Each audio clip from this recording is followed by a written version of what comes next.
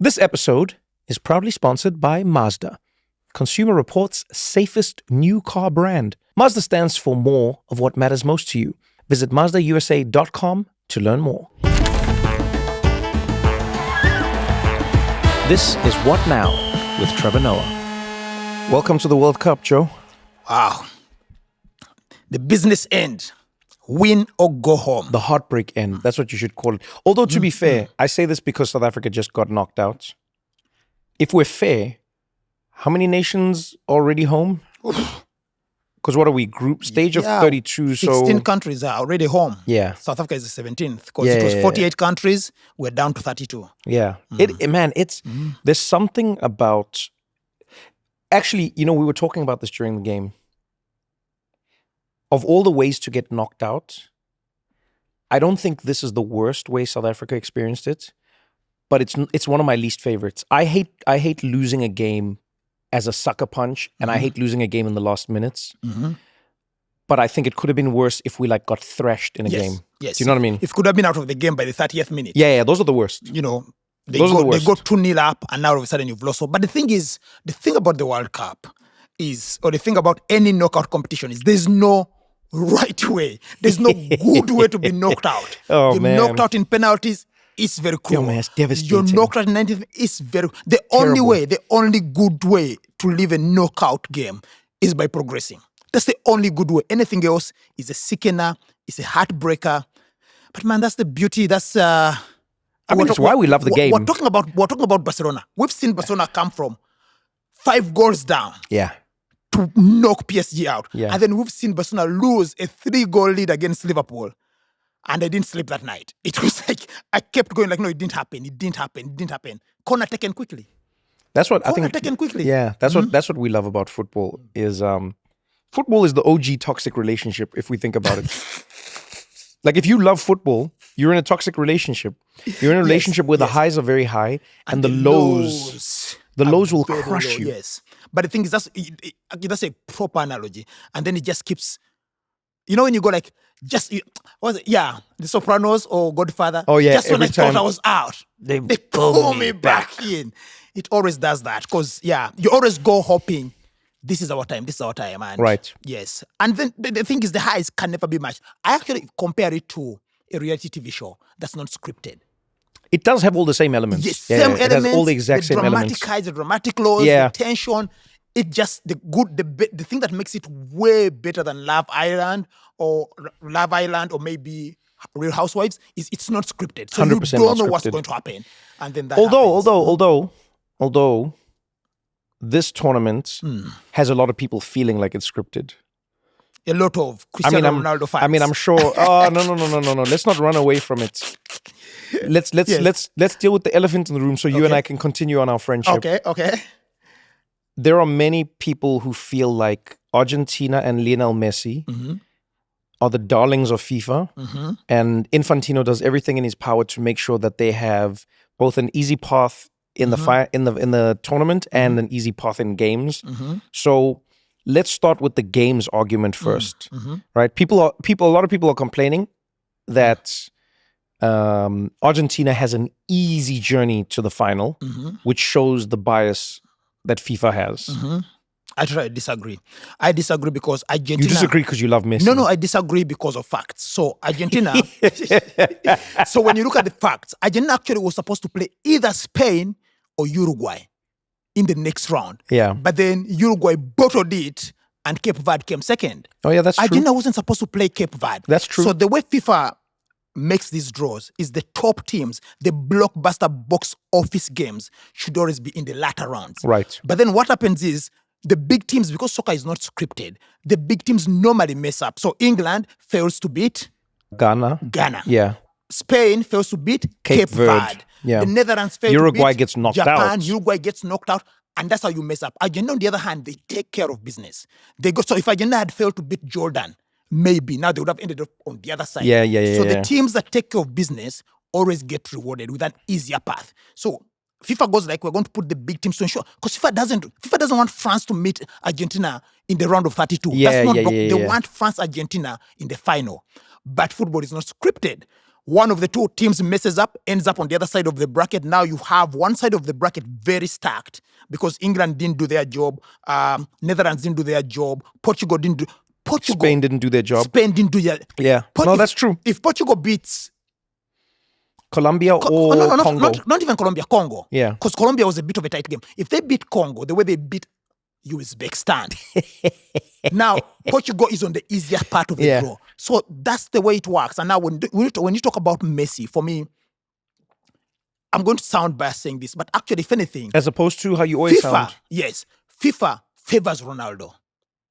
It sounds crazy, but FIFA. Wow. So let's talk about the red card, right? The red card was contentious, was it not? But coming to the World Cup, there was one player who had a red card. Ronaldo got a red card in one of their last qualifiers. Oh, yeah, you're right. Elbowing, yes, an Ireland player. Oh, yeah, you're right. He was supposed to have an automatic 3-match ban. Yes. But what did FIFA do? What did Infantino do? Infantino went like, we can't miss Ronaldo for the World Cup. I forgot about that. So he gave him one match and then he suspended the other two. That's the first time. You're right, actually. Yes. We've never had a suspended sentence in football. Never. That's never happened before. Cristiano Ronaldo is the first recipient of a suspended sentence. And then guess on what? A red card. The one game he missed against what team? Armenia. And so he came to because FIFA went like, we can't lose Ronaldo for the first two games. You're not wrong, actually. Oh, that's a good argument. Imagine if Messi had received that preferential treatment. I'll go back to another, I'll take you years back, 2013. The Ballon d'Or, because sometimes people go like, oh, Messi is favored for the Ballon d'Or. The Ballon d'Or voting was supposed to be closed November 15th. Ronaldo scores a hat-trick against Sweden November 19th. FIFA extends the Ballon d'Or for the first and last time to November 29th and goes like, you can change your results to reflect recent performances. There's been a pattern upon pattern of FIFA favoring Ronaldo, but Ronaldo fans always go like, no, FIFA favors Messi. So for me, Argentina takes care of business. If other teams took care of business, a big team like maybe Portugal or England are supposed to get 9 points out of 9. Spain is supposed to get 9 points out of 9. If we're honest, that's how the tournament is designed. That's how it's designed. The tournaments are generally designed in such a way that the favorites are supposed to go up against the smaller teams, which benefits smaller teams, strangely enough, in some ways. Then they can, you know, it's like a moment to prove yourselves. It's great for box office ratings, etc. for you. But the downside is you're facing a bigger team. But when the teams don't perform... When Vitinha does what Vitinha did against Spain... Man, Spain can I tell you? Cape Verde has won the World Cup. Because let me show you the scenarios here. Cape Verde has won the World Cup.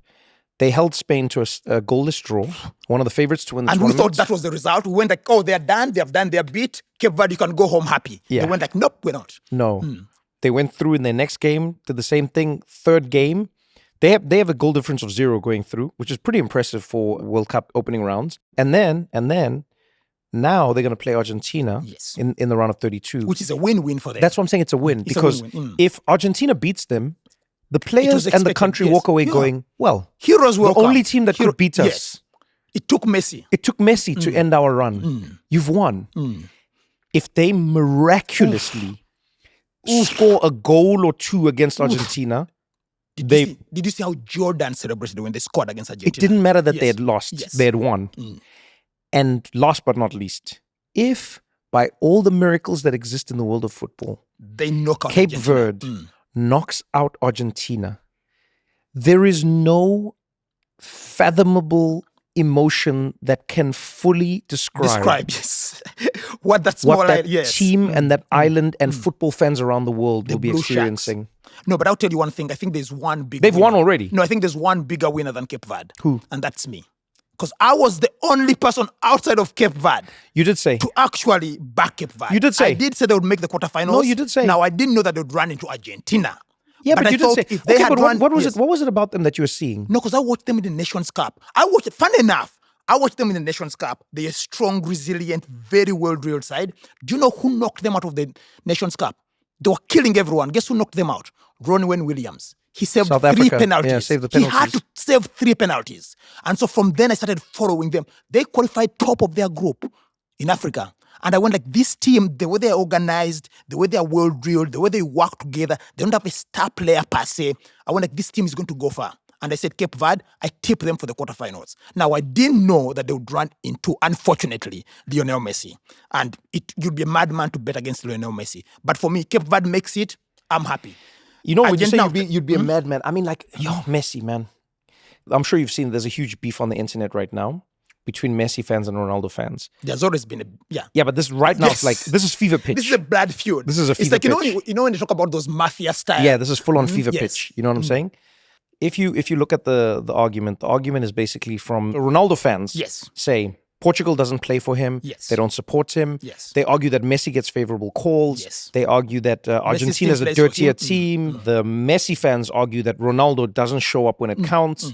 He doesn't perform. He hasn't earned the right. Yeah, he can't carry his team, and he hasn't earned the right to be in the same conversation as Messi. Now, if you're a neutral like myself, I'm neither Messi nor Ronaldo fan. Yes. I love them both as players. Yeah. I've loved them both my entire life watching football. But when I watch it, there's one part where the argument tips, in my opinion, towards the Messi fans. Messi fans or Ronaldo fans will say, why is it that when Messi scores goals against Jordan and these other teams, people say, oh, you see Messi handling business. But when Ronaldo scores against Uzbekistan, they say Ronaldo's stat padding. I agree with that, except for one part. And it's the fact that Ronaldo doesn't do it consistently. You know what I mean? Ronaldo doesn't score in a game where the score's 1-1, where it's 2-2, where it's, you know what I mean? It's like he just doesn't do it. Messi's doing it to come off the bench, score a free kick. Yes, against a terrible goalie, in my opinion. Terrible goalie.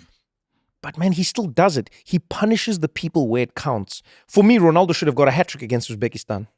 Does that make sense? Not only that, yesterday he had 2 free kicks, and I think you saw what happened. Oh my goodness, those were terrible. They were horrible. I almost wonder if Messi came off the bench just because he wanted to show Ronaldo how to kick a free kick. Okay, why? Because Messi wasn't supposed to play that game. No, he wasn't. And for me, that's the most frustrating thing about being a Messi fan. Messi doesn't care about personal stats. He doesn't care about individual records. You think that's true? Really doesn't. What do you base that on? I'll tell you. So I've watched Messi give away penalties when he's on a hat-trick. I've watched Messi score 2 goals and just start giving assists. Messi does that so often, we call him Braceman. Every Messi fan calls him Braceman. Braceman. He's not interested in hat-tricks. He just scores. It's like a well-known nickname.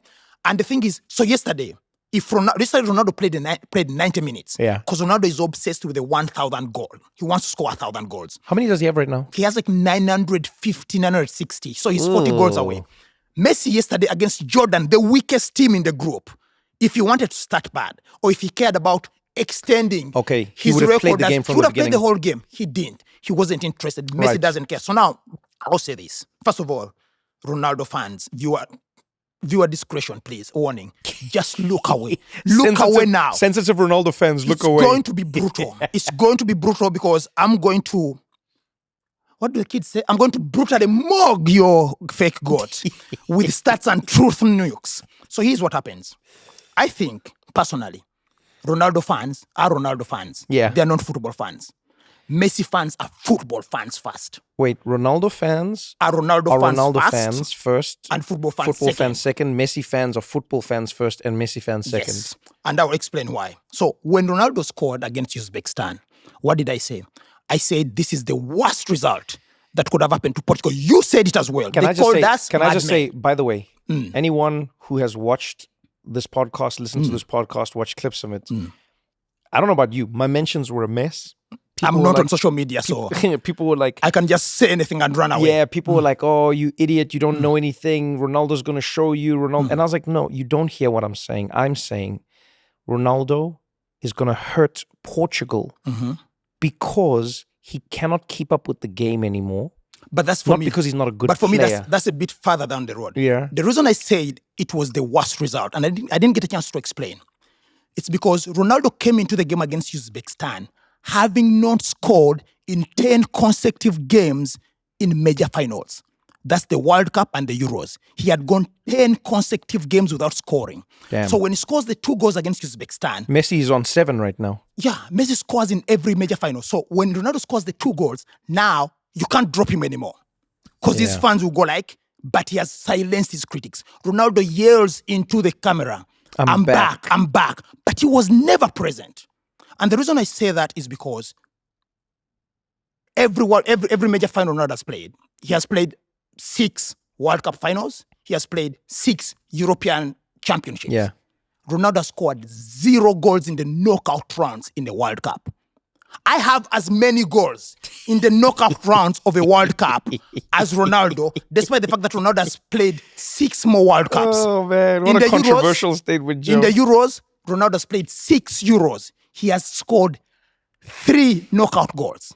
That's a reason. Ronaldo has played 25 World Cup matches. Do you know how many matches he has gone scoreless? 18. This is supposed to be... I mean, but then if we're looking at those numbers, that means that Ronaldo's actually overperforming in this World Cup already. He has. Because Ronaldo's goals average is like 1 point something. 1.3. Yeah. The 2 goals against Uzbekistan, he's already overperformed. So he's getting better as a player. No. So he's getting better then. So he has reached the peak. He can't score anymore. And remember, as I'm saying, he has never scored a knockout goal in the World Cup. Oh, man, that's funny. We are now in the knockout rounds. Is he going to start scoring now? No. So then Ronaldo fans will say, but Joe, another thing I said that seemed controversial was I said Ronaldo... Portugal should have moved on from Ronaldo in 2016. And they called me a madman. Why? Because they said, but he scored. Okay, so 2 things. They said, 1, but he helped them win the Nations League. No one cares about the Nations League. Yeah. It's a glorified friendly, no one cares. Yeah. Then some people will say, but he helped them win the Euros. I'll say, no, he didn't. Edea won the Euros. Yeah. By scoring a goal. Ronaldo was limping helplessly on the sideline when he scored again. Ronaldo was off the pitch for 65 minutes. Yeah. Then some people say, no, but Ronaldo carried Portugal to the final. And I'll say, no, he didn't. He scored in 2 games. In that Euros, Griezmann scored double the number of goals Ronaldo scored in that particular championship. Okay. I'll give it to you. Remember, I'm impartial here. I'll give it to you. I'll give you this. No. Before you go too far. Before you interrupt, because people will think I'm crazy, I'll give you this. The reason I say Portugal should have moved on from Ronaldo, I mean from building the team around him, is because ever since 2016, he's never scored a knockout goal in any major final. 1. 2, Ronaldo has had 2 notable performances for me for Portugal. And I watch every Portugal game. The first one was against Sweden when he scored a hat-trick to lead Portugal into the 2014 World Cup. But remember, why did he need to score a hat-trick? Because Portugal had gone through the playoffs. They had to sneak through the back door of the playoffs. They were in a group with Hungary and I think Slovenia, and they still couldn't top that group. As I said, I've given it to you, Joe. The only other hat-trick he scored... Joe. Listen, the only other hat-trick he scored... You're fighting against nobody right now, Joe. No, but because I want to spell it, because Ronaldo fans will go like, you're crazy. So you're trying to drop the stats, but now, Joe, Ronaldo fans don't care about the stats. They don't care. And in fact... They literally don't care, yes. Yeah, I would argue that most people who are a fan of a player don't care about the stats. What they care about is how the player makes them feel and the stats that matter to them. Yes. Right? If he shows up in big games, Ronaldo would make his fans feel a lot better. But for me, as we Messi fans normally say, Ronaldo belongs not in the GOAT debate, but on a milk carton, missing, because he's always missing. Oh my goodness! Every major tournament, who does show up? Missing. I see you. Let me deflate your balloon a little bit. You know who does show up? Okay. A man by the name of Harry Kane. That's who does show up, Joe. Yes, he has. Oh, wait, Joe. You've said your piece. You've said your piece. You've said your piece. You can relax into that chair. You can enjoy yourself. Defend this ridiculous choice, Joe. We had a conversation. Yes. When we recorded the first episode of this podcast, and we talked about strikers and who the best strikers in the world are. And I said Harry Kane, and you said no. And I asked you to name a striker better than him. Right now. And you froze. Yes, the right now. You couldn't answer. Okay. Right now was the key thing. In the game against Panama, England, we'll talk about their performance second, weren't doing so well. 2 players stood out. Jude Bellingham. Yes. And my man Harry Kane. Yes. Are you willing to concede? As I did, I led by example. I've conceded to you on the Argentina easy part. It's very easy to concede when Messi's on the other side of the debate. But okay. Are you willing? Yes. Are you willing? Or how close are you to conceding that Harry Kane gets the job done? I'll say this. Harry Kane, good striker. He has scored 2. This man. No, he scored. Listen, I like looking at the players where. Oh my goodness, the man is good. Do they show up in big moments? This guy is good. Harry Kane has scored 2 knockout goals in the World Cup. Joe, wait, Joe. Let's do this. One of them. Here's what I don't like about this. I think your analysis of the game hinges on a very particular element of the game that can swing depending on how a match is played. So I'll give you an example. Let's look at case in point matches this week, right? Look at the France game where Dembele gets a hat-trick. Okay. It's a group game. It doesn't count in my... No. But wait. People can say, Mbappe didn't show up that game. I argue, because Mbappe was double-teamed that whole game, because Mbappe was being fouled, because Mbappe was being challenged the way he was, Mbappe had less chance of getting a clear opportunity on goal. And because of that, Dembele was able to put away 3. And kudos to him, because they were not easy goals and they were not easy finishes. I'm not saying that. But I'm saying sometimes a player's sacrifice is such that they're going to have to give up their goals so that the team can win. And that's what I judge you by as a striker. Like Luis Suarez was one of the best at taking players away from the game and letting his team score goals. You get what I'm saying? Your Barcelona boys used to do it all the time as well. So you know that I'm not crazy as saying this. David Villa, Sergio Aguero at Manchester City, you name it. Robert Lewandowski, yes. Robert Lewandowski. You show me a great striker, I'll show you a player who knows that their gravity on the pitch is as powerful as their impact. And so sometimes their power move in the game is going to be to move the centre-backs out of position so that a wing-back can slice in, or so that an attacking midfielder like a number 10 or somebody can overlap, right? Harry Kane, for me, the reason I say this is because Harry Kane is the do-everything player when it needs to be done. Okay. Right? In games where it's scruffy, he can get it done. In games where you're coasting, he can get it done. In games where someone needs to come back all the way to the midfield or beyond and get the ball, play it forward, Harry Kane can get it done. And you can put it on feet, you can put it on his head, you can make it like this Panama game. Let's be honest, it was an ugly game. It was a tough game, yes. And it wasn't just tough; it was ugly. Ugly, yes. Like Colombia-Portugal wasn't an ugly game, but it was tough. You know, Colombia, in my opinion, should have got the win. Okay. You know, but if we look at the England game itself, I think Harry Kane and Jude, by the way, Jude, who half of the English press was slating before the tournament, has now stepped up in more than one game, in my opinion, to show that, like, he is that guy. In the England team especially, Jude Bellingham. He will pop up with goals, yes. You know why? He scored 2 so far. You know why? And maybe this will get us into another conversation. Jude Bellingham is not afraid to progress the play. He's not afraid to take a man on. He's not afraid to dribble a person. He's not afraid. And problem is he lacks the tools to do it. Wait. He lacks the finesse of, like, he doesn't have the most deft touch. But man, the boy makes up for it with his decision making. With his lungs. Like in English, he's a passion merchant, I think, and he's a lungs merchant. I'll say this. So, did you say he's a lungs? Yeah, lungs and merchant. Passion merchant. Yes, rah, that kind and you of say it like a bad thing. It's a bad thing. Okay, so I'll say this. Did he use his wait? Did he use his lungs to cross the ball, or did he use his passion to cross the ball?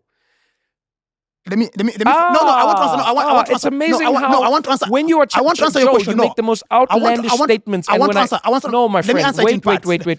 Wait.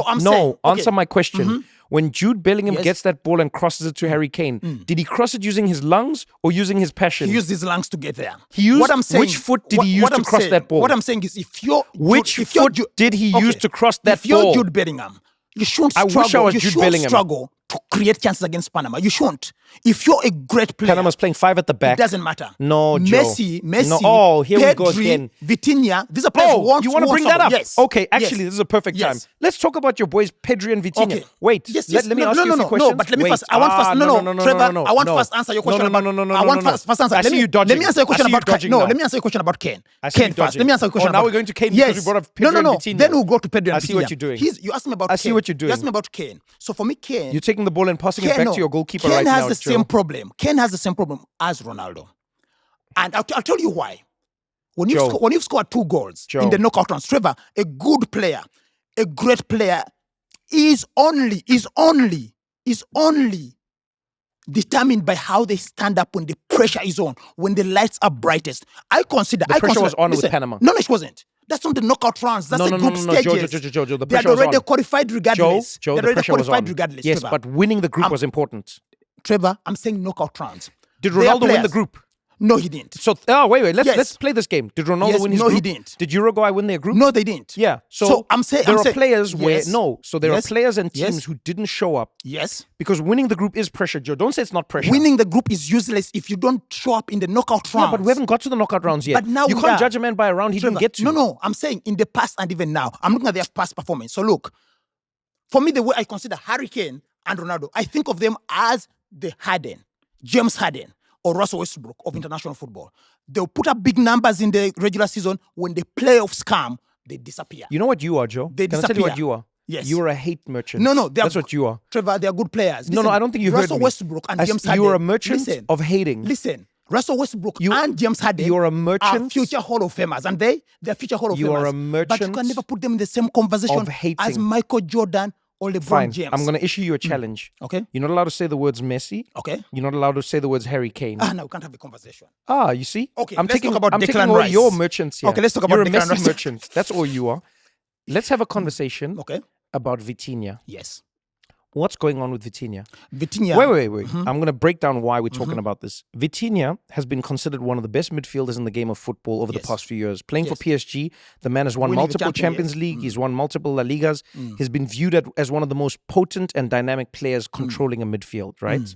Coming into the World Cup, I would argue that Portugal has been called one of the favorites primarily because Vitinha is running the midfield. Bruno Fernandes is in front of him. People have said this midfield can shut everything Best down. Midfield, yes. They can create anything. Good luck to any team that faces them. And yet, in the games where we've watched Portugal play, it looks like Vitinha, and this is not like me guessing. If you look at his passing map, most of his passes are lateral passes from side to side, short passes that aren't really creative. They don't move the game. Very few incisive passes, very few chances created. Yes. Very few opportunities, And very few. Yes, and what's the difference? And so my question to you is, okay, now remember my challenge. I'm actually going to add one thing. You cannot say Ronaldo. You cannot say Messi. And you cannot say Harry Kane. You're asking me to diagnose the problem without actually mentioning the problem. Wait, Joe. So when you have a striker who is static, when you have a striker who is not mobile, however progressive a passer you are, there's no one to play the ball into. You need someone to play the ball into, however progressive you are. Pedro Neto's there? Pedro Neto is not in the... So that's why it's sideways, because it's going to the wing. But it's not the same. At PSG, he's playing the ball into Kvaratskhelia. He's playing the ball Who's into on Dembele. the left? Yes. Who's on the right sometimes? Yes, but who's making runs inside. He's playing the ball into Dembele, though. Dembele is very mobile. Now, when you consider... Look, I'm a huge fan of Messi, yes. But you're not allowed to say Messi, okay. Okay, I'm Remember a huge what fan we of the just God. said. I'm a huge fan of the God. But I'll tell you one thing. I'll play Trevor. You've seen us play on Tuesday. One of my arguments every time I'm playing on Tuesday is where are the runners? I'm a midfielder. I'm a very progressive passer of the ball. I hate passing the ball back. But if there's no one running, I have to pass the ball back. I have to pass the ball sideways so that I don't concede possession. Because if you're a midfielder, if you concede possession, then the counter is on. Okay, let's go to another player who you love, and then let's figure out what's happening with Pedri. Pedri has had a bit of a tough World Cup, partly because he has had to switch between two positions. So he started as a more advanced pivot, and then they took Fabian Ruiz out. Then they played him, and he played very well in the second game. Remember, they played so well against Saudi Arabia. But that's because Dani Olmo... They played well against Saudi Arabia. Yes. That's because Dani Olmo Did you was hear in the your hole. full sentence? Yes, but Did you hear that I'm full explaining sentence? why. Because Mike Tyson did really well in that fight at the kindergarten. Against a kid. He was really, really good. No. But I'll tell you why. So he struggled in the next game because they played Mikel Merino. Mikel Merino can't play with him in the same way that Olmo plays with him. Yes, but Joe, this is my problem though. This is what I'm trying to say. How great are these players? And I'm not saying they're not, because again, I love Vitinha. I love Pedri. I love the way they play. But the question many people are asking is, are we overinflating the greatness of players around the world because of the teams they're surrounded by, right? So we can bring other players into this conversation. Antoine Semenyo, he's not showing himself as the Bournemouth guy or the Man City guy. You watch most of the game and Semenyo's making random runs. He doesn't seem to like keep the ball at his feet. He doesn't seem to, you know what I mean? There's multiple players where even Valverde at Uruguay, and again, some people say it's the coach, but I'm saying, is that not the true measure of a great player? Is the fact that they can perform in spite of the national team that is around them, right? I totally agree with you, because I feel like you're coming around fun enough to my argument, which is the players. So a player like, you're saying the measure of greatness. So I'm saying Harry Kane, Cristiano Ronaldo, they've been doing it for their club. Then they come to their national team. Yes. Let's not bring them in. No, Joe. What you're doing here is slick. Let's talk about the players we're talking about. Okay. Vitinha, Pedri. Yes. Let's just talk about them. Okay, I'll say this, and you can quote me on this going forward. Pedri is going to come good because Pedri always comes good. He's going to come good in the tournament. Okay. Vitinha is not going to because he has a problem that can't be solved. Oh, interesting. So you think Pedri's having a moment? Yes. Vitinha, it's systematic. It's a problem. Systemic, rather. Yeah, it's a problem. If he had Gonzalo Ramos in front of him, and I know Gonzalo is not like the best striker, but Gonzalo Ramos has legs to at least be mobile. There's a reason why. Can I disagree with you? Wait, let me tell you why. Let me tell you why. I actually think this is what the issue is. and maybe it actually leans. This is where our Venn diagrams might actually overlap. I think when I watch Argentina play with Messi, a player who steps up both for club and country, which is why he's one of the GOAT. things I think people miss is this. Messi has an advantage in his position in the team because he is neither the furthest forward player nor is he the last man of defense. The reason I say this is if you are a player who's at the back and you do not perform 100%, your team is going to concede a goal. If you're a player who's at the front and you don't perform, your team is not going to score goals, right? Everyone goes where the goal is going to come from. I argue that Messi, and I do think this was wise of him and the teams he's played for, by moving into the position he's moved into, he's now made it that the game is less about his legs and more about his vision, his touch, and his talent. Yes. He's adapted. And that's part of what being a GOAT is, in my opinion, is knowing how to adapt your body to the game. Of age, yes. Yeah, completely. I think when I watch the Portugal team, one of the biggest issues they face is, let's think of all the great 4-3-3 teams and their formations, whether it's Barcelona, whether it's PSG, whoever it may be, even Liverpool in its heyday, Mo Salah, Firmino, Mane, etc. One of the most crucial things you want to do is make sure that your wingers have the permission to cut in ferociously. And what often happens is you'll find a switch of play. So if your midfield has the ball, let's say they have it on the right, you find the most dangerous incisive pass is the pass that's actually going to favor like that Mbappe run that he loves doing. Okay, yes. It's a diagonal run that cuts across players. And the reason I always think that's so hard to defend against is because you don't know whose man it is. Is it the man who was with him when he started the run? Or the man who's does it running switch over to the next man? In many ways, it's like a basketball pick and roll. But it's a much faster version of a pick and roll because you don't stand still. But who's supposed to defend it? Do you mark with the man? Do you mark with and those things are so dangerous. Like when Mo Salah would do that, Bobby Firmino would move to one side, Mane or Salah would do it. You see it at PSG as well. You see it at Bayern Munich as well. Once a player pulls and the wingers can cut in, all sorts of chaos breaks out. But my issue, this is where I say we might be overlapping. I don't see Ronaldo pulling people enough. Thank you. And then I don't see the Portugal wingers cutting in. The moments where I have seen it is Rafa Leao. Rafa Leao, but only because of his pace, has been making that for himself. He gets the ball on the wing, flies past the defender, cuts back down into the box. But I argue he should be meeting the ball there as opposed to having to run all the way there with it. Yeah, but the thing is, where I disagree with you, and I see the convergence you're talking about, where I disagree with you is you're making it seem like this is a recent problem. For me, when it comes to Ronaldo. No. Let's not talk about that. Okay. No, let's not talk about that. No. Listen, I don't want to go back to that. No. Listen, I don't want to go back to that. Yes. The reason I'm saying it is, I'm just saying for Vitinha specifically, and even I'm saying for Vitinha. Pedro Neto.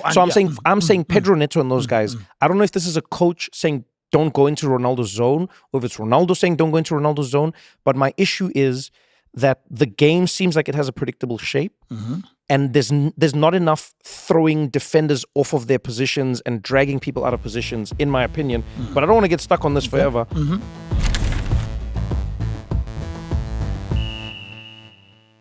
Well, let's take a quick break to thank our sponsor, Mazda, for today's episode. Safety has a new leader. You know what I've realized? Most people don't actually think about safety when everything's going right. Yeah, you only notice it afterwards, at the end of a long drive, when you still feel relaxed. When traffic gets chaotic, but you never feel overwhelmed. When something unexpected happens and the car just feels composed. And I think that's what's interesting about Mazda's approach. Mazda has been named Consumer Reports' safest new car brand. It starts with their approach. Mazda believes real safety begins with helping to protect you before problems even start, so you can feel more confident on every single drive. And I like that philosophy because good design shouldn't interrupt the experience. It should support it quietly. Mazda has more 2026 IIHS Top Safety Pick Plus awards than any other brand as of April 2026. You don't believe me? Visit www.iihs.org to learn more. Well, do it. Do it now. I do want to talk about some of the big news that's getting everyone. Number one, One of the saddest stories from the World Cup is what happened to South Korea's coach. You hate to see it. Team got knocked out of the competition, really put in subpar performances. And the Korean coach, Hyung Myung-bo, was, a hero coming into this tournament, a legend of South And I was watching football, clips from Korean national television where they're talking about the team. They've blurred his whole body. Like persona non grata, like in a very literal way. They've blurred him like the way the news would blur a dead body. They don't. They say he mustn't come into stores. They say like. Okay, so a couple of things. One, that seems like it's too. Come on, Joe. One. So just a little bit of history. Hong Myung-bo led South Korea to their greatest ever finish at the 2002 World Cup. Yes, they lost the third place playoff to Turkey. So he won the bronze ball at that World Cup. He was the third best player at that World Cup. He's a legend. And so he becomes a coach. It was a controversial appointment in South Korea. But then the worst thing is South Korea has been fighting with the media. And I don't know whether you saw this, the reports of the media like mocking Hyung Min Son. So they've been fighting with the media. And then they didn't put up a good enough performance, lost to South Africa. And so this has now happened. He has gone from hero of South Korean football. And in South Korea, normally when you fall from grace, you really do fall from grace. But I think the team came in a bit like Turkey. They came in very high on expectation. And when it's the curse of the World Cup. When you come in Uruguay and people have already chosen you to go through, I do think it's one of the curses. Like look at how Team USA has performed because they were not the anointed ones. Yes. Look at how even South Africa performed. Look at how Cape Verde and but those are like small. They were always like I'm talking about like the middling teams have sort of done better because they didn't have the presumptive pressure on them. The burden of expectation can be too much. Yes. And I argue that it's not keeping your eye on the ball until it's in your hands or on your foot. Okay. In which way? Like, great athletes always say, no matter the level of game, whenever you see an athlete make a mistake, 99 times out of 100, it's because they took their eye off the ball at the last second. They were shooting, they took their eye off the ball. They were trapping, they took their eye off the ball. They were passing, they took their eye off the ball. And really all it is keeping your eye on the ball until the point where it feels like it's unnecessary, then taking your eye away. Yes. Right? I think teams that came into the World Cup looking at their next games already. You're right, yes. At the next round, eye off the ball. They assumed they're already qualified, yes. They took their eye off the ball. And so, the opposite of that, though, is African teams.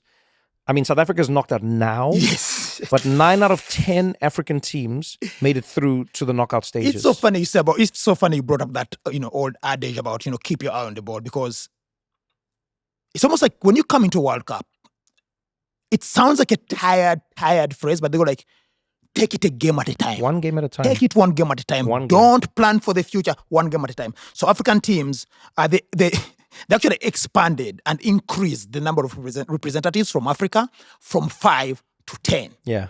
And so many Europeans, they Gennaro Gattuso, they slammed the UEFA president, they went like, this is a charity case. This is going to make the World Cup worse. How are these teams going to compete? And look, meanwhile, Africa, Italy didn't even qualify for the World Cup. Italy didn't make it. And then Africa, 90% of our representatives have made it to the knockout rounds. For me, this...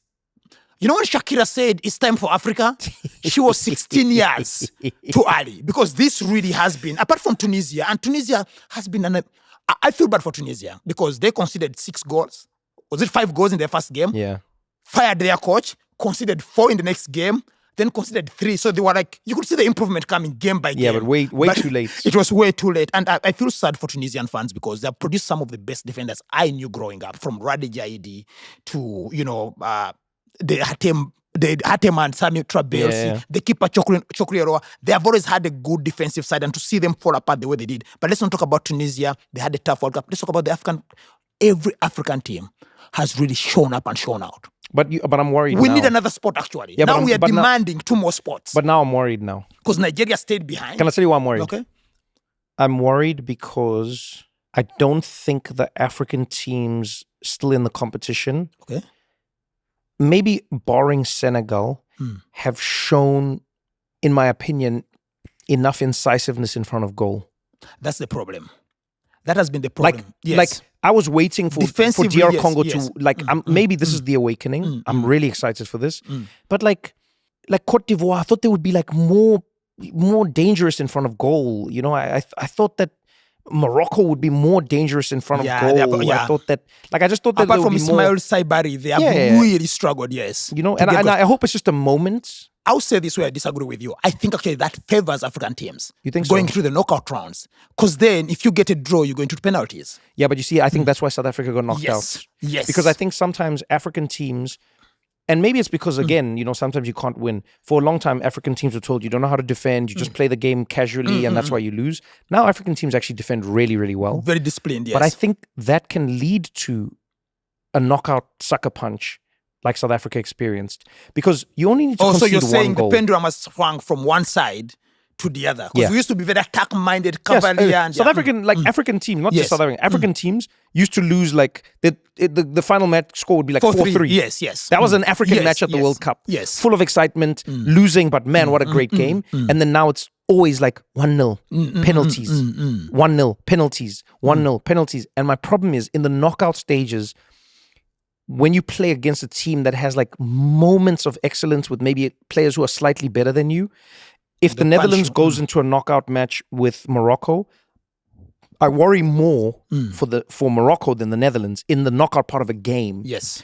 But in the match itself, I think Morocco can come back. They can swing things back and forth. They can, you know what I mean? That they can survive the momentum shifts. But I worry about teams who are too structured going into the game.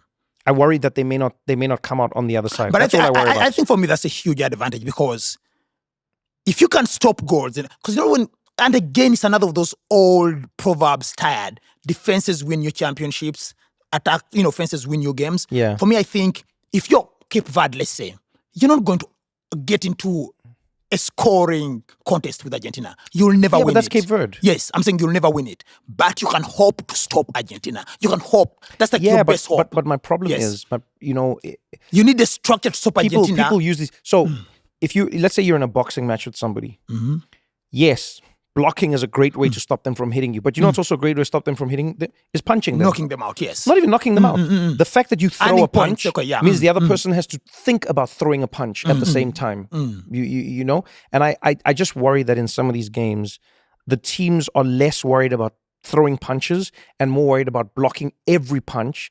And I think that gives the other team a lot of time to figure out what's happening. To build momentum, calibrate the attack, etc., etc. In fact, the one thing I will say that might help them is the hydration breaks, actually. I do think the hydration breaks are going to help African teams. Break momentum, yes. Because it segments the game into 4, and it's a lot easier to keep your concentration in 20-minute periods than it is to keep it over 45 minutes. Let's survive 20 minutes. Boys, let's do it. 23 minutes, well done. 23 minutes, well done. Okay, 23 minutes, well done. 23 minutes. I do think it's easier to defend 4 quarters of a soccer game, football game, to 2 halves, yes. than 2 halves. Which brings me to another rule change. Since we're now changing rules, since we now play football in quarters, I love how they tricked us into that, by the way. Slowly dangled it, and then before they tricked us, let's be honest. Is it time to change the offside rule? I think here's what I believe. I'll answer and then I'll you can. So my answer is yes, but tell me why I'm right, Joe. I think it's become too much draw lines, this and that, and this and that, and this part of the body, and this tiny little nail. Does he have a longer foot? Toes, yes, toes. I think the offside rule. I think Wenger is trying to change it. Yes, he is. Whole body. And I like it. But here's what I believe. I believe if the referee goes, I feel it should be the way it is. But if the referee goes to the VAR monitor and can't see it in 15 seconds, the goal should be given. Oh, interesting. We should remove the lines. If the referee can't notice his mistake in 15, if he can't see it and go like, oh, it's offside, then it should be given. No, I don't like that one. Instead of spending 3 minutes drawing lines. I don't like that one because now we've put the burden on the referee to notice or not notice their mistakes. I feel 15 seconds in front of the monitor is enough. Let's just make it simple. If there's daylight, because remember the origin of offside was a specific one. The origin of the rule is we did not want one player to sit on the other side of the field, which they used to do, by the way. They would just sit on the other side of the field. And goal hand, like you see it in basketball sometimes. You're all the way on the other side of the court. They just throw you the ball. You're under the hoop. Nikola Jokic. Yeah, and you just drop it in, okay? That's why we have offside. When you understand what a rule is for, I think the logic behind the rule is as important as the application of the rule. The spirit of the rule, yes. So, the spirit of the rule was not about is a body part of yours edging out over mine. No, it's denying an advantage. Yes, to the are attacker. you playing the game in such a way that it's not like, I don't want to say like fair, but it's like you're spoiling the game. Because really you could also just wait in the goals, wait for the ball, step in front of the goalie, etc., right? So that's why the rule exists. I think it's time to change the rule. I think we lost great goals and great results because of this rule. I think Iran didn't deserve to get knocked out. I think that Colombia deserved to beat Portugal. Yes. And what I mean is like football gets robbed. Because even as a neutral, I'm watching that game going, wow, what an ending. No, it's not an ending because of a toe. Because of a toe, yes. No, I would say the offside rule has been the most controversial. And, for people who are not like fans of the game, every time they change it, they've never changed it and everyone is on board. Every time they change it, it's always like, remember when you guys broke it at Barcelona? Yes, it's always like everyone. It's like they have tried. I'll give the International Football Association's board. They have tried time and again to try to figure the thing out, but it's like because footballers, every time you change it, guess what footballers do? They try to find a loophole around it, a way to exploit it, and. Yeah, but I mean, here's not even a loophole. Here's just feet. I don't think somebody shortened their foot to find a loophole. I just think this it just didn't help the game. It hasn't helped the game. And then now you have teams getting knocked out. And Iran, by the way, you know what I mean? Like, I think the only team that has had such a cruel roller coaster of emotions than South Africa. Now worse, way worse. No, way worse. I don't think South Africa comes close. Yeah, no, it was brutal, come on, man. Iran comes into the World Cup. They don't stay in the US. They have to fly in for every single game. They're getting visas checked and they're doing like customs and immigration, which is already a nightmare if you're traveling with your family. Yes. Imagine now trying to go play a World Cup match. You know what I mean? And you're worried about all your documents and stuff like that. You don't get to just like drive to the game. Even make it into the country. Yeah. And then on top of all of that, and this is something we need to like figure out. There needs to be like a blanket, in my opinion. It needs to be a blanket agreement because it has to be applied uniformly. Iranian players were constantly being forced to answer questions about Iran, the country, and its politics. And then at some point, they're like asking them about LGBTQ issues, which in my opinion is like a trap by the reporters. And I'll tell you why. You can't ask Iranian players about LGBTQ rights when you know what the rules are in their country. Because people are quick to have that arrogance now. People forget like America hasn't had like gay marriage for 100 years. Yes. You know what I'm saying? America hasn't had gay marriage for 50 years. America hasn't had gay marriage for, you get what I'm saying? So for them to now be like so arrogant about it, like, oh, your country doesn't, it's like, no, guys. We have to be fair. If you're going to do it to everyone. If you're going to ask Taremi about gay rights, and if you're going to ask Taremi about what's happening in the Strait of Hormuz, then you must ask Christian Pulisic about gay marriage in America and the possible ending of gay marriage and the Strait of Hormuz. If you're going to ask Taremi those questions, then you must ask Messi about Argentina. You're going to then you must ask people about what's happening in Europe. You can't. I think that's an extra level of pressure that a player doesn't need when they're playing at the World Cup. But not even need. It's just the fairness for me is the issue. Yes. Some people will say with great power comes great responsibility. But the greatest of the powers don't have any responsibility. Yes, I understand it's selective. I'll say if I'm Iranian, the reason I feel it's unfair is because people are never, especially like sportsmen, and I understand why people go like, oh, but they need to speak out. But people are never representative of their governments. There are people on the Iranian team who love the IRGC. Yeah. There are people who don't like the IRGC. The same way the American team who love Trump and people who can't stand Trump. Yeah. So it's when you reduce people to their government, because actually most times people go like, no, the government sucks. Most people everywhere go like, our government sucks. Yeah. But we as people, which is why sometimes people go like, oh, I think they don't want us to meet, because when people meet, they realize, oh, the one thing we have in common is we all think our government sucks. So it's very funny. I mean, that's happened like this whole World Cup. Everybody's going like, our government, there are so many Europeans who are like, wow, actually Americans are great people. And Americans are like, wow, so many Europeans are great people. And people are like, oh, wait. The one thing we have in common is we think all our governments, all our politicians all our politicians are the ones who actually suck. Because I had a friend tell me, the one job that Trump had this whole World Cup is to not make me root for Iran.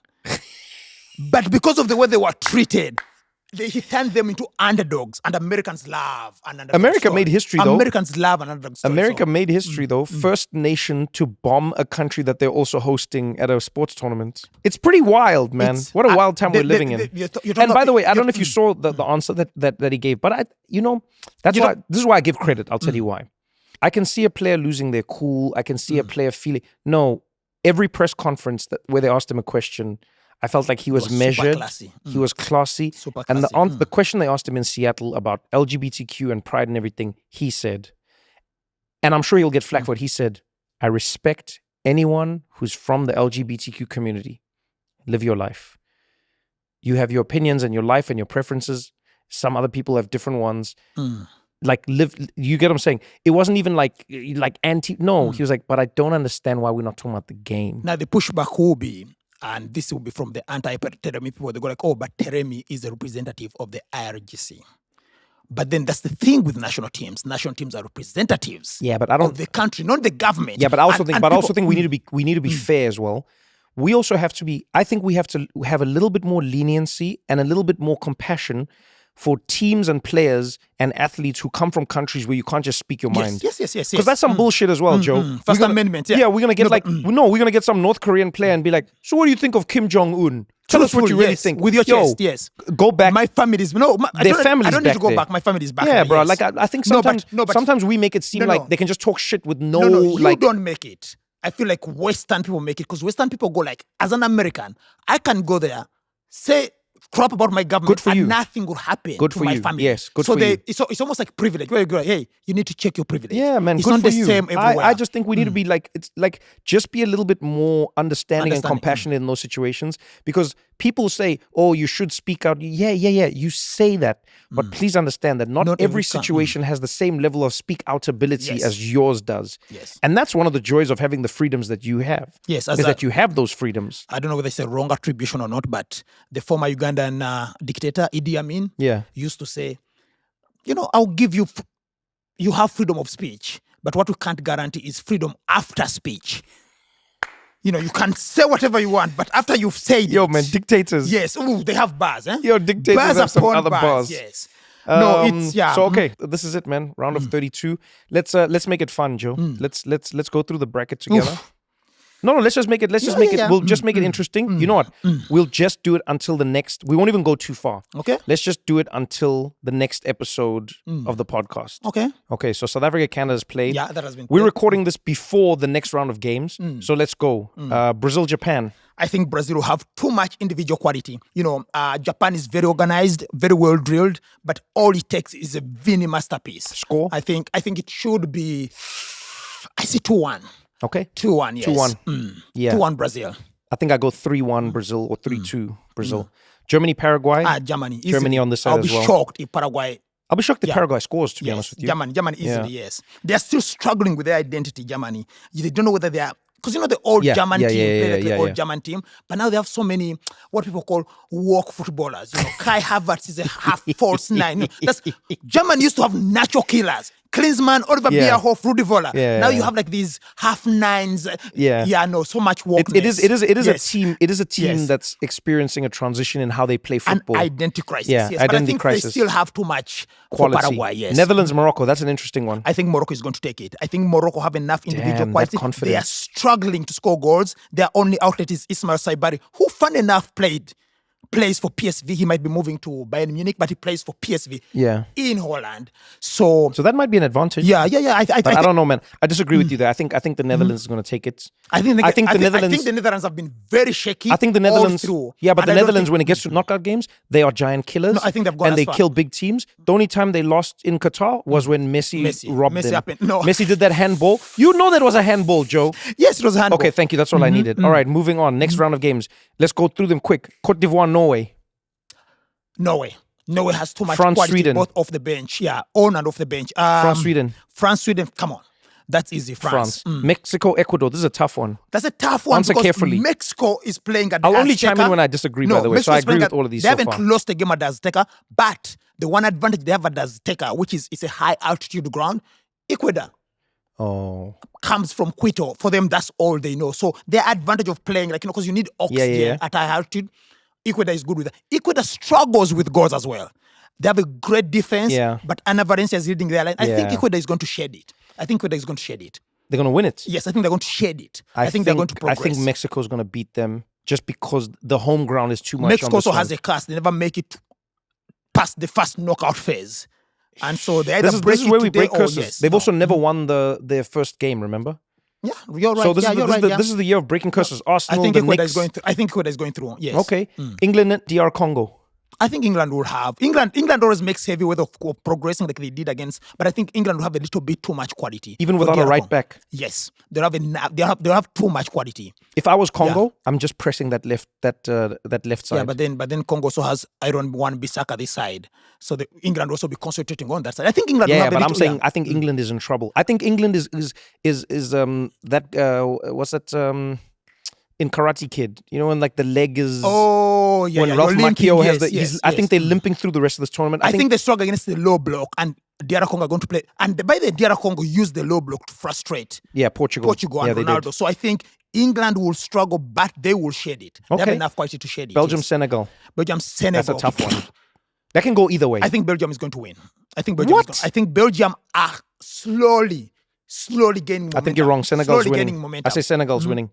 I think Senegal's scoring more, and I think they look more confident. USA, Bosnia, I say USA is winning. I think Bosnia is going to surprise the US. Really? I think Bosnia is going to surprise the US. Remember, Bosnia, people forget, Bosnia is the team that dumped Italy out. People forget that. They had a shaky start to the World Cup. Italy was playing trash. Yes, but Italy's playing trash. USA is not playing like Italy, bro. You know, I never thought I'd say that phrase. Yes, you're right. My mouth even now was like, it almost protested. Yes, but it's true. USA is not playing like Italy was not playing US. Okay, let's go. Spain, Austria. I think Spain easily. Okay, Portugal, Croatia. That can be tough. That can be surprisingly tough, actually. That's going to be tough because Portugal hasn't shown me they can beat Croatia. No, that's going to be tough. But whatever happens, a legend is going back home. Modric on one hand, Cristiano Ronaldo on the other. I think Cristiano Ronaldo has never scored a goal in a knockout stage. I think Portugal is going to win. If that continues, Croatia is going to win it. I think Portugal is going to win, and I think they'll bring somebody on like Leao. I think Leao is going to be their star, and he's going to make it happen. Switzerland, Algeria. Ronaldo is going to play 90 minutes. Switzerland, Algeria. Switzerland will have too much quality for... Hey, those Algerian boys look fire on the wing. They have that boy Mazambi. No, Mazambi's fantastic. Look, I'm rooting for Switzerland, but Algeria's looking strong. Controlling things in the middle. All right, I think Switzerland. Two more. Australia, Egypt. I want Egypt to go through. I think Egypt. I want more Salah, Argentina, Cape Verde. Oh, come on. Wow, Cape Verde, you that confident. The thing is, I really tipped Cape Verde, but I can't. Colombia, Ghana. Colombia showed so much quality in that game against Portugal. Yes. All right. That's all we have for now, man. It's going to be exciting. Oof. We're just welcome. I think we've around maybe 30 more games to go. Yeah, this is it now. Man, time does rush when you're having fun. Because I wish there were actually 90 more games. I'm having so much fun. I'm having so much fun with the hydration breaks. We're getting extra time, so we're good. We're getting extra time at the World Cup. No, but now we're in the business end. Win or go home. How do they say American Idol? Go big or go home. Go home. So there's going to be lots more heartbreak for people who are just starting to get into the game. What you saw with South Africa today is just going to keep happening and happening and happening. But I'm proud of my boys. We did it, man. No. Because this is what I keep saying. Only one team wins the World Cup, but every nation has an opportunity to make their country proud. Make your country proud. Bafana did make it proud. Yeah, man. Make your country proud. You lose, it's respectable, whatever. Don't lose badly. Play well. Do your thing. Walk with your head held high. Make sure that when your coach goes back home, he's not blurred. Yeah, just don't get your coach. Don't get your coach blurred. Yes, that's the only job. That's all it is. Yes. That's all it is. All right, man. This was fun. I'll see you next week. Yeah, this was a pleasure. Just a pleasure. Thank you again so much to the sponsor of today's episode, Mazda. Mazda delivers confidence and control in every single drive. And Consumer Reports' safest new car brand award proves it. You know, there's a phrase I really like. A lot can happen when an accident doesn't. And that's true. A calm drive home, a conversation that continues, a trip that stays exactly what it was supposed to be. That's what we're looking for. Mazda has been named Consumer Reports' safest new car brand in America. Mazda's safety features are designed to bring more enjoyment to every drive, not to take away from it, so you can do what you feel like doing. Mazda has been named Consumer Reports' safest new car brand, people. Safest. Visit MazdaUSA.com to learn more. Consumer Reports does not endorse products or services. Thank you so much for watching the episode. If you enjoyed it, pass it on to a friend. If you didn't enjoy it, pass it on to your friend still. Let them suffer for a change. And don't forget to engage with us in the comments. If you want to suggest a guest, maybe there's questions you want, maybe there's ideas that you have, you can chat to us. We will read through the comments and we'll get into it. Either way, I appreciate you taking the time. Thank you for hanging out with us on What Now? And remember, we do this for you, so we would like to hear from you. Till next time, thank you.